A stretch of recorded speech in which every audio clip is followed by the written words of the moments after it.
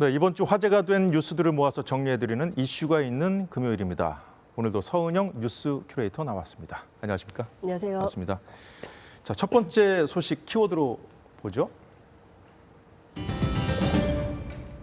교대 인기 이슈들.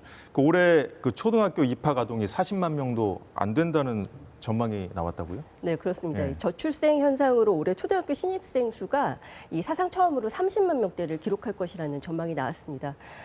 올해 취약 대상 아동 수는 41만 3천 명 정도인데 네. 통상 3월에 실제로 입학하는 아동은 해외 이주도 있고 건강 때문에 또 실제로 이제 입학을 못하는 아동들이 생기면서 한 90% 정도라고 하거든요. 예.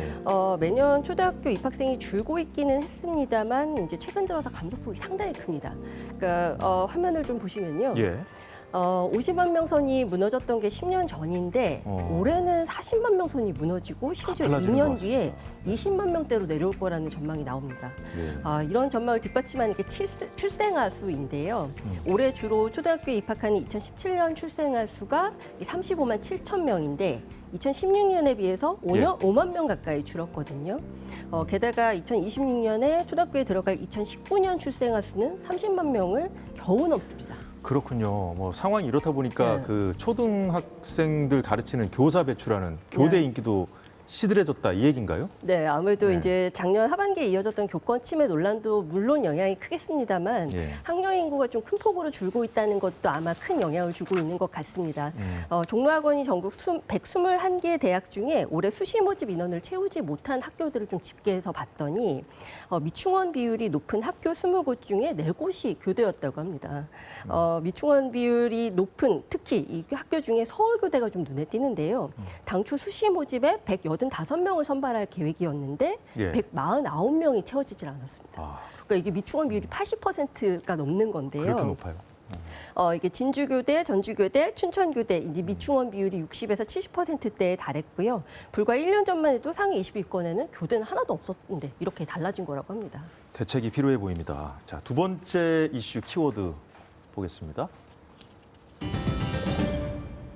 집 더 사도 1주택. 네. 집 두 채가 한 채가 된다는 얘기인가요? 이게 무슨 얘기입니까? 네, 집 한 채를 이제 보유한 사람이 인구 감소 지역에 있는 집을 한 채 더 사더라도 예. 1주택자로 분류하고 세제 혜택을 주겠다는 겁니다. 기획재정부가 어제 이런 내용의 경제정책 방향을 발표했는데요. 이 정책의 이름은 세컨드홈 활성화 정책입니다. 짐작하시겠지만 이 대도시에 사는 사람들이 인구 소멸, 지방 소멸 위기에 있는 지역에 가서 예. 집을 구매한다. 그러면 인센티브를 주겠다는 겁니다. 예. 원래 1주택자에서 2주택자가 되는 순간 사실 재산세라든지 종합부동산세, 양도세 이런 부담이 확 늘거든요. 그런데 이제 특례를 적용하면 재산세를 0.05%포인트 깎아주고요. 예. 그리고 이 종부세 같은 경우에는 1세대 1주택 적용해서 기본공제 12억 원에다가 고령자, 장기보유 세액공제 혜택까지 해서 최대 80%까지 세액공제 혜택을 줍니다. 여기에 양도세 중과도 배제가 되고요. 예. 자, 그렇다면 이런 혜택을 받을 수 있는 인구 감소 지역 네. 좀 현황을 좀 봤으면 좋겠는데요. 사실 그게 제일 궁금한데요. 이 구체적인 대상 지역은 미정입니다. 정부는 주택가액과 적용 지역 등의 이제 구체적 요건을 좀 검토를 해서 추후에 발표할 예정이라고 하는데요. 다만 인구 감소 지역이 어디인지는 이미 통계로는 어느 정도 좀 짐작을 해볼 수는 있습니다. 예. 전국 89개 지역이 인구 감소 지역으로 분류되거든요.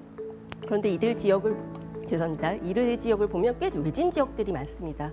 아무래도 대도시 사람들에게 이 세컨드홈으로서 매력이 있으려면 자주 가볼 수 있어야 하고 네. 또 생활하면서 불편하지 않으려면 어느 정도 좀 여건도 갖춰져 있어야겠죠. 그렇겠죠.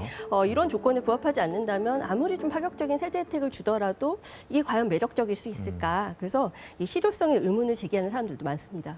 좀 대상 지역 골라내기가 쉽지 않을 것 같습니다. 네. 예. 세 번째 소식 키워드 보겠습니다.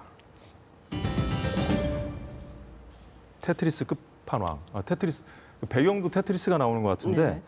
저 요즘에 스마트폰으로도 얼마든지 현란한 게임들 막 할 수 있잖아요. 그렇습니다. 그런데 이런 시대에 추억의 게임 테트리스가 이슈거리가 된 어떤 사연이 있습니까? 테트리스가 처음 개발된 게 이제 1984년인데요. 그로부터 지금 40년이 흐른 시점인데 이제서야 이제 가장 마지막 레벨인 이 157레벨을 정복한 사람이 나왔습니다. 주인공은 바로 미국의 13세 소년 윌리스 깁슨인데요. 예. 깁스는 전까지는 이 게임 소프트웨어를 해킹하거나 뭐 인공지능의 힘을 빌려서 이 완전 정복을 한 경우는 있어도 이렇게 사람의 힘으로 온전히 마지막 레벨을 정복한 경우는 처음이라고 합니다. 우리가 어렸을 때 하던 그 테트리스 그거 맞는 거죠? 네, 맞습니다. 네, 그래서 깁스는 이제 프로 테트리스 게이머고요. 지난해 클래식 테트리스 세계 선수권 대회 3위를 기록한 실력자라고 하더라고요. 예. 네, 그렇다면- 지금 영상이 예. 나오고 아, 있는데요. 예. 네, 지금 영상을 보시면 깁슨이 최근 자신의 유튜브에 테트리스 정복 과정을 공개한 겁니다. 근데 화면에 보면은 이제 게임 스코어 부분에 숫자 9개가 6개씩 찍혀 있는데 이거는 게임 개발자가 짜놓은 레벨을 모두 정복해서 더 이상 없다. 그래서 그래서 오류가 난 올라갈 게 화면이라고 없다 하더라고요. 이거죠? 네, 그렇습니다. 상당히 그렇군요. 기뻐하는 모습이죠. 그렇다면 이런 이슈가 제2의 테트리스 열풍으로까지 이어질 수 있을까요? 이게 테트리스 해보셔서 아시겠지만 이제 한 번 시작하면 멈출 수가 없을 정도로 상당히 중독성이 강한 게임이잖아요. 근데 대중교통이나 거리에서도 아무래도 좀 테트리스 하시는 분들 좀 쉽게 만날 수 있지 않을까 이런 예상이 되는데요. 예. 테트리스는 옛 소련의 소프트웨어 엔지니어가 만든 게임입니다.